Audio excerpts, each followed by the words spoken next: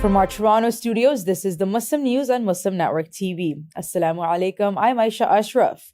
Masked men attacked a young Imam outside a Bronx mosque.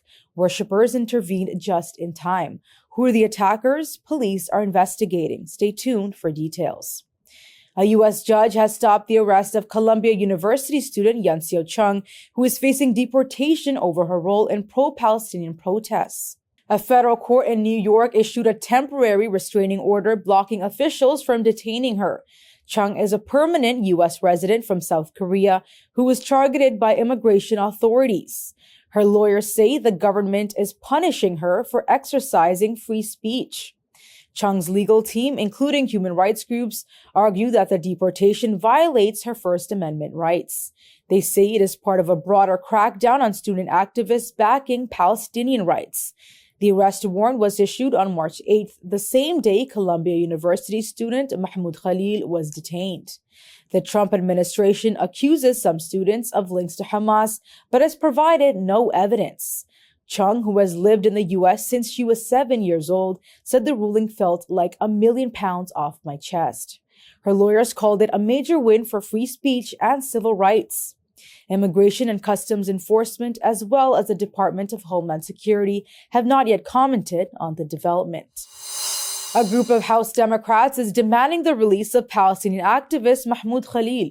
Congresswoman Rashida Tlaib led the charge at a Capitol Hill press conference, calling Khalil's detention and possible deportation illegal.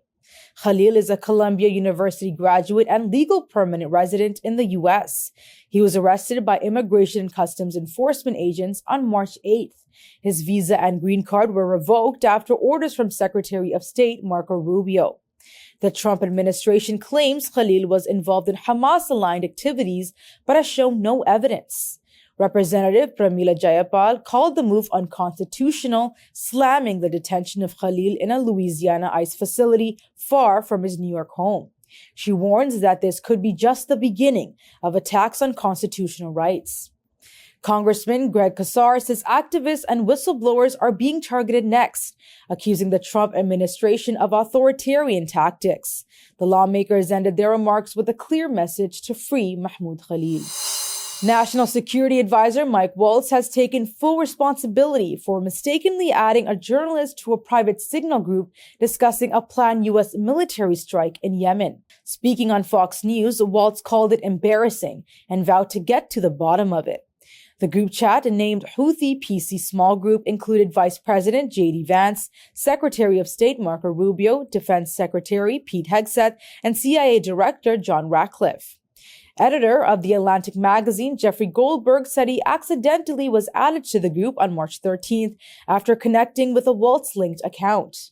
Waltz slammed Goldberg, calling him the bottom scum of journalists, and denied knowing him personally. President Donald Trump brushed off the incident, saying Waltz won't be fired, and called the leak of sensitive military information a mistake. Democrats reacted sharply to the error. Senate Intelligence Committee Vice Chair Mark Warner called it sloppy, careless, and incompetent. The leak has sparked national security concerns and questions about internal communications within Trump's inner circle. This happened, but that's an app that a lot of people use, and somebody got on. I mean, I happen to know the guy's a total sleazebag. The Atlantic is a failed magazine. Does very, very poorly. Nobody gives a damn about it. This gives it a little bit of a shot. And I will tell you this, that they've made up more stories, and they're just a failing magazine. The public understands it. Masked men attacked a 22-year-old Imam outside a mosque in Bronx, New York on Sunday night, just before he was about to lead prayers. Imam Umar Farooq says 3 men in ski masks stopped him near Bangla Bazaar Jami Masjid and showed him a photo asking questions. When he denied knowing anything, they pushed him towards a car. Mosque treasurer Iqbal Hussain rushed to help, fearing the attackers might abduct the Imam. A scuffle broke out and the men put Farooq in a headlock and tried dragging him into their car. The situation turned chaotic as worshippers chased the vehicle. Police suspect the Imam may have been mistaken for someone else. no arrests have yet been made. However, police are investigating the assaults and monitoring the area for safety. Despite the incident, the mosque remains open and filled with worshippers during Ramadan's last days this week. Farouk says he feels safe within his community and is thankful for their support. The U.S. has sanctioned 3 Iranian intelligence officers linked to the 2007 disappearance of ex-FBI agent Robert Levinson. The Treasury Department named Reza Amiri Mughadam Iran's ambassador to Pakistan Ghulam Hussain Mohammadniya and Taqi Daneshvar. They are accused of abducting Levinson, covering up his probable death, and misleading U.S. investigators. All 3 are linked to Iran's intelligence service, MOIS. The sanctions freeze their U.S. assets and bar Americans from doing business with them. Levinson vanished in Iran in 2007 while on a CIA-linked mission. Despite years of denial, Iran was later blamed for his likely death, with the U.S. confirming his death in 2020. A $20 million reward remains for leads in the case. U.S. Treasury Secretary Scott Bessent slammed Iran's human rights record, calling Levinson's case a disgrace. FBI Director Kash Patel said the U.S. will keep pressing Iran for accountability. The State Department has pledged continued efforts to free Americans wrongfully detained abroad. These latest sanctions build on earlier 2020 actions against other MOIS officers involved. MOIS itself was sanctioned in 2023 for wrongful detentions. Measles cases are surging in Texas and New Mexico, with 370 infections and 2 deaths. Health officials warned the outbreak could last for months. This and more coming up next.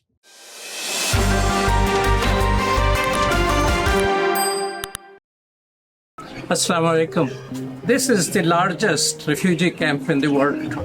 1 million people are sitting here, doing nothing essentially, cannot study, cannot have a living, and world has to give them, feed them bit by bit, little bit of food. I find children, all skinny children around me, and they're wondering what's our future. Since I came from America, they're asking me this question, what's the future for us? Please, join Burma Task Force. It's a coalition of 38 organizations. Support Burma Task Force, join Justice for All. Let's change the future for 1 million people sitting here in the world's largest refugee camp for 7 years. Join now. Welcome back.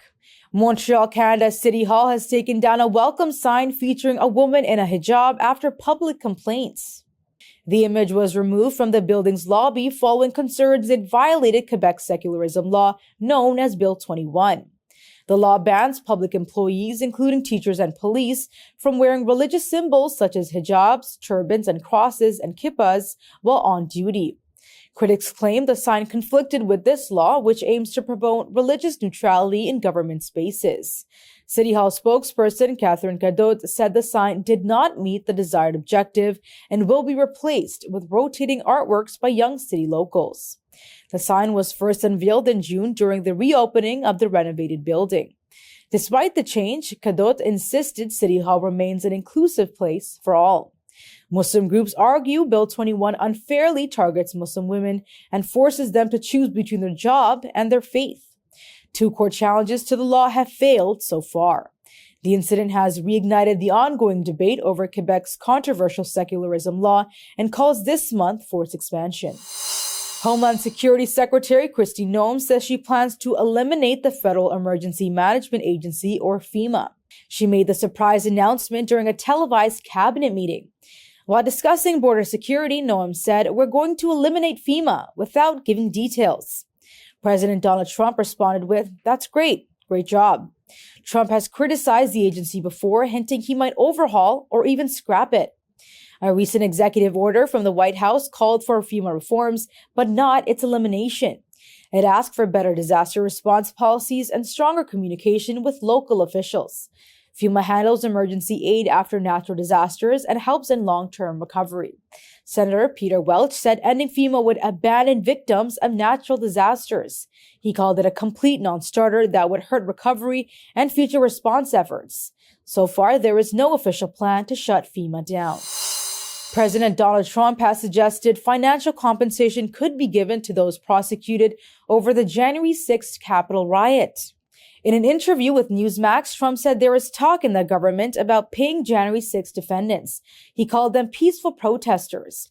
Trump says he has already taken care of many of them and claimed officials really like that group of people. Trump praised Ashley Babbitt, who was killed during the violence in the U.S. Capitol, calling her a really good person and a big MAGA fan. He criticized a Lieutenant Michael Byrd, the officer who shot her, and said he might take a look at it. Byrd was cleared of any wrongdoing after a federal investigation. Trump earlier pardoned around 1,500 rioters, including those convicted of assault and destruction. But this is the first time he has proposed the idea of compensation. Some of his allies, including Ed Martin, have pushed for reparations for convicted rioters. Trump's comments are drawing sharp criticism as he continues to defend those involved in the violent attack on Congress. The January 6, 2021 attack on the U.S. Capitol by Trump supporters after his defeat in the 2020 presidential election led to the deaths of 5 people. They also injured close to 200 and resulted in over $2.7 million in damage. World Liberty Financial, a DeFi platform backed by President Donald Trump and his family, is launching a new stablecoin called USD1. The token will be backed 100% by short-term U.S. government treasuries, dollar deposits, and cash equivalents. USD1 will be launched first on Ethereum and Binance Smart Chain networks. More blockchain platforms will be added later on. The reserves of USD1 will be held by BitGo, the world's largest independent digital asset custodian. WLFI co-founder Zach Witkoff says the new coin will offer secure, seamless cross-border transactions, something many current crypto projects cannot provide. Witkoff is the son of Trump's Mideast envoy, Steve Witkoff. The Ohio chapter of the Council on American Islamic Relations is urging Columbus police to act after a Muslim woman was attacked. The assault, a suspected hate crime, happened on March 20th. A video shows 3 women and 1 man beating the woman as she returned from dropping off her children. It shows the victim being punched, kicked, and thrown to the ground. The attackers are believed to be her neighbors. One attacker smashed her phone while another appeared ready to strike again as the clip ended. CAIR Ohio calls the incident part of a wider pattern of discrimination. Executive Director Khalil says police were dismissive and didn't arrest anyone. He says the victim, who does not speak English, had to rely on her daughter to communicate. Durrani is calling for charges, a full investigation, and cultural sensitivity training for officers. He is also demanding a police liaison to work with immigrant communities. A police report has been filed, but no arrests have yet been made. Measles cases are surging across Texas and New Mexico, with 370 confirmed so far, including 2 deaths. Texas has been hit hardest, reporting 327 cases since January. Gaines County in West Texas is the epicenter of the outbreak, with 70% of the state's cases. Most of the infected are unvaccinated children. 1 unvaccinated school-age child has died. Experts say 95% vaccination coverage is needed to stop the disease. But vaccination rates have dropped, especially in Gaines County, where more than 13% of school children skipped vaccines last year. In New Mexico, 43 cases have been confirmed, including 1 adult death. The outbreak has also spread to Oklahoma, where 9 cases have been reported. Health officials warned that the virus could keep spreading for months or even a year unless more families vaccinate their children. Measles spreads through coughing and sneezing. Most doctors advise children to get the MMR vaccine, which offers strong protection. Health officials are urging immediate action to prevent further infections and save lives. China has accused the United States of spying on the global mobile network industry through large-scale cyber operations. A new report by the China Cybersecurity Industry Alliance says U.S. intelligence agencies have built a vast and invasive cyber capability targeting mobile phones and communication systems worldwide. The report claims the U.S. can infiltrate everything from SIM cards and operating systems to Wi-Fi, GPS, Bluetooth, and even major data centers of global tech firms. It warns that American agencies have mapped out how smart devices are produced and used, gaining access to user data, equipment, accounts, and locations globally. China says this pervasive cyber reach threatens the national security of all countries and should raise serious global concern. The report also accuses Washington of militarizing cyberspace and abusing its control over global supply and information chains. It criticizes the U.S. for failing to take responsibility or address international worries about its actions. China's foreign ministry spokesman Guo Jiakun voiced grave concern over what he called the malicious cyber activities. So far, the U.S. has not responded to the allegations. That's all from our Toronto studios. Thank you for watching Muslim News. We are a community channel dedicated to bringing you stories you can trust. Please like, share, and subscribe to our content. You can also comment to let us know what you think of our coverage. You can donate now by visiting muslimnetwork.tv/donate. For more content, keep watching Muslim Network TV. Salam.